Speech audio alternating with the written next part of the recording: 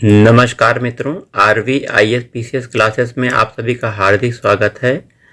विभिन्न प्रकार के प्रश्न जिसमें इतिहास, भूगोल, संविधान, विज्ञान, पर्यावरण आदि विषय सम्मिलित हैं, प्रश्न लेकर आए हुए हैं हम आज।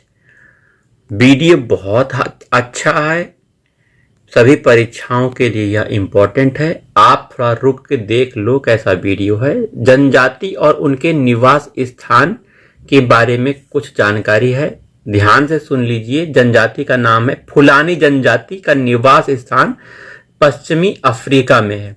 नुबा जनजाति सूडान देश में, अफ्रीका का देश है सूडान। बर्बर जनजाति मोरक्को में है। इनुइट जनजाति कनाडा में पाई जाती है। सेमांग जनजाति मलेशिया में। वेदा जनजाति श्रीलंका में। माओरी जनजाति न्यूजीलैंड में। मायाज जनजाति ग्वाटेमाला में। खिरगिज जनजाति मध्य एशिया में। बुशमैन कालाहारी मरुस्थल अफ्रीका में, दक्षिण अफ्रीका में पाया जाता है। एनु जनजाति जापान में। बद्दू अरब देश में। जुलू जनजाति दक्षिण अफ्रीका में पाई जाती है। चेचू जनजाति भारत के केरल में। लेप्सा, लिम्बू और भूटिया जनजाति सिक्किम में पाई जाती है, भारत का एरिया है। भोटिया उत्तर प्रदेश में। आगे देखते हैं जनजाति। मुरिया जनजाति छत्तीसगढ़ में। चांपा जनजाति जम्मू कश्मीर में।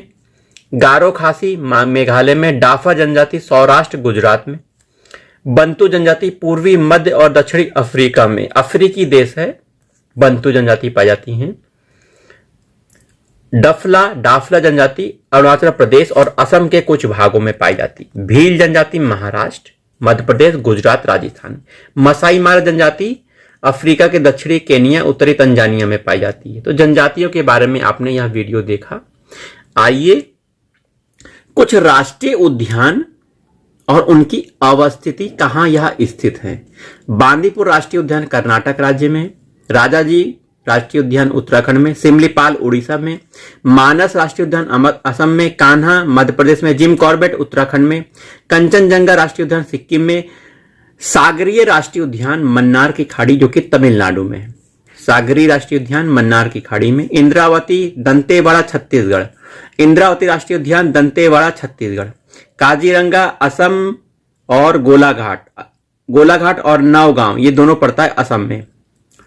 कुद्रेमुख कर्नाटक। चिकमंगलूर कर्नाटक, ठीक है। साइलेंट वैली शांत घाटी केरल में। पालघाट में याद रखिएगा साइलेंट वैली। पेंच घाटी नागपुर महाराष्ट्र में। समुद्री राष्ट्रीय पार्क कच्छ की खाड़ी में। अंसी राष्ट्रीय उद्यान कर्नाटक। बेटला राष्ट्रीय उद्यान बेटला का है झारखंड में। गोगामल राष्ट्रीय उद्यान महाराष्ट्र में। आइए आगे देखते हैं कुछ औषधियां, दवाइयां और उनकी जो लाभ होते हैं, किस लिए वह दवाई यूज की जाती है, उनके बारे में सुनिए। डाइक्लोफेनेक दवाई दर्द निवारक के रूप में दी जाती है, इंजेक्शन भी आता है। यह डाइक्लोफेनेक गिद्ध की असमय मृत्यु का कारण बनता है, तो पशुओं और मनुष्यों के दर्द निवारक के रूप में डाइक्लोफेनेक दिया जाता है। बीटा ब्लॉकर, ये हार्ट अटैक और हाई ब्लड प्रेशर से बचने के लिए बीटा ब्लॉकर दवा दी जाती है। एट्रोपिन दवा डायलेशन ऑफ प्यूपिल, जो आंख का तारा होता है उसका फैलने के लिए एट्रोपिन दी जाती है। ब्रह्मी मस्तिष्क का टॉनिक कहा जाता है, ब्रह्मी। वहीं आर्टिथर और क्लोरोक्विन, नाम देखिए, आर्टिथर और क्लोरोक्विन मलेरिया की दवा है। मार्फिन जो दवा है दर्द निवारक है। हाइड्रोजन पराऑक्साइड H2O2 घाव की मरहम पट्टी में लाभदायक होता है। आइए इतिहास हिस्से में आ जाते हैं। बौद्ध, जो भगवान बुद्ध हैं, बुद्ध के जीवन से संबंधित बौद्ध धर्म के प्रतीक। आइए 563 ईसा पूर्व में गौतम बुद्ध जी का जन्म हुआ था। उसका प्रतीक चिन्ह है कमल। क्या है प्रतीक चिन्ह? कमल। 29 वर्ष की आयु में घर से भाग गए थे, गृह त्याग किया था। गृह त्याग को महाभिनिष्क्रमण कहते हैं। घर से भागने के प्रतीक को घोड़ा, ठीक है। 35 वर्ष की आयु में उनको ज्ञान भी प्राप्त हो गया।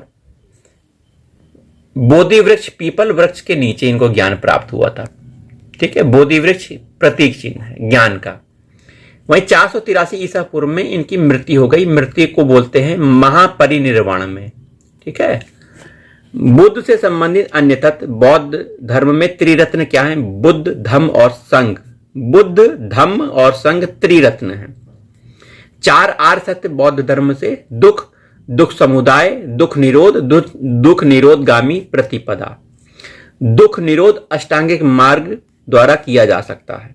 बुद्ध का प्रथम उपदेश क्या कहलाता है? धर्मचक्र प्रवर्तन कहलाता है। सर्वाधिक उपदेश महात्मा बुद्ध ने श्रावस्ती जिले में दिए थे। उपदेश की भाषा क्या थी पूछा गया, तो पाली भाषा थी। बुद्ध के अन्य नाम शाक्य मुनि, तथागत। ये गौतम बुद्ध के अन्य नाम है, शाक्य मुनि, तथागत। बुद्ध का परिनिर्वाण अर्थात बुद्ध भगवान मृत्यु को प्राप्त हुए, शरीर छोड़ दिया, कुशीनारा में। मल्ल गणराज की राजधानी कुशीनारा है। महापरिनिर्वाण मंदिर कहां है? कुशीनगर में है। कुशीनगर उत्तर प्रदेश में पड़ता है भाइयों बहनों। आइए संविधान में आ जाते हैं। भारत के राष्ट्रपति और उनका कार्यकाल देखते हैं। भारत के प्रथम राष्ट्रपति राजेंद्र प्रसाद जी 1950 से 1962 तक। डॉक्टर सर्वपल्ली राधाकृष्णन 1962 से 1967 तक। डॉक्टर जाकिर हुसैन 1967 से 1969 तक। वराहगिरी वेंकट गिरी 1969 में कार्यवाहक प्रधानमंत्री। ठीक है। न्यायमूर्ति मोहम्मद हिदायतुल्लाह 1969 में कार्यवाहक। तो भारत के प्रथम मुस्लिम प्रधानमंत्री तो तुम आपके जाकिर हुसैन थे। ठीक है। न्यायमूर्ति के रूप में प्रथम मोहम्मद हिदायतुल्लाह थे जो कि कार्यवाहक राष्ट्रपति थे। सॉरी, वराहगिरी वेंकट गिरी 1969 से 1974 तक राष्ट्रपति रहे। फखरुद्दीन अली अहमद 1974 से 1977 तक इनका कार्यकाल रहा। बीडी जत्ती 1977 में कार्यवाहक राष्ट्रपति बने। नीलम संजीव रेड्डी निर्विरोध चुने गए थे। 1977 से 1982 राष्ट्रपति रहे। ज्ञानी जेल सिंह 1982 से 1987। आर वेंकटरमन 1987 से 1992। शंकर दयाल शर्मा 1992 से 97। के आर नारायण जी 1997 से 2002 तक कार्यकाल रहा था। अब्दुल कलाम साहब जी का 2002 से 2007 के बीच में कार्यकाल रहा था। प्रतिभा देवी सिंह पाटिल 2007 से 2012 तक। प्रणब मुखर्जी 2012 से 17 तक। वहीं रामनाथ कोविंद जुलाई 2017 से और वर्तमान में राष्ट्रपति द्रौपदी मुर्मू जी हैं। आप इसको अपडेट कर दीजिएगा। रामनाथ कोविंद जी 14वें राष्ट्रपति, वहीं द्रौपदी मुर्मू 15वें राष्ट्रपति। 1857 का विद्रोह थोड़ा सा चर्चा कर लेते हैं। विद्रोह का स्थल, ठीक है, विद्रोह स्थल लखनऊ में नेतृत्व किसने किया था? बेगम हजरत महल ने किया था। बरेली में खान बहादुर खान ने किया था। इलाहाबाद में लियाकत अली ने किया था। कानपुर में नाना साहब और अजीमुल्ला खान ने 1857 का विद्रोह किया था, नेतृत्व किया था। फैजाबाद अवध में मौलवी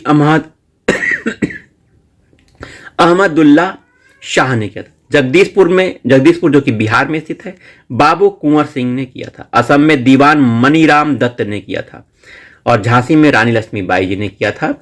वहीं आइए अशोक के कुछ शिलालेख प्राचीन इतिहास में आ जाते हैं। कुछ शिलालेख उसमें वर्णित सूचनाओं के बारे में जान लेते हैं। बार बार प्रश्न पूछे जाते हैं। तो प्रथम शिलालेख अशोक का, उसमें पशु बलि की निंदा की गई थी। समस्त प्रजा मेरी संतान है, ऐसा उल्लेख अशोक ने किया है। मास की गुर्जरा अभिलेख अशोक का है। इसमें अशोक के व्यक्तिगत नाम का उल्लेख होता है। तो अगर प्रश्न पूछा गया अशोक के व्यक्तिगत नाम का उल्लेख मास्की और गुर्जरा शिलालेख से प्राप्त। लघु शिलालेख देवानाम प्रियदर्शी या देवानाम प्रियदर्शी, ये लघु शिलालेख है। अशोक का 8वां शिलालेख तीर्थ यात्राओं का उल्लेख करता है। रुम्मनदेही शिलालेख मौर्यकालीन अर्थव्यवस्था के बारे में बताता है। लुम्बिनी यात्रा राजाभिषेक के 20वें वर्ष अशोक द्वारा की गई उसके बारे में बताता है। लुम्बिनी ग्राम बलि कर मुक्त कर दिया गया था, इसके बारे में रुम्मनदेही शिलालेख बताता है।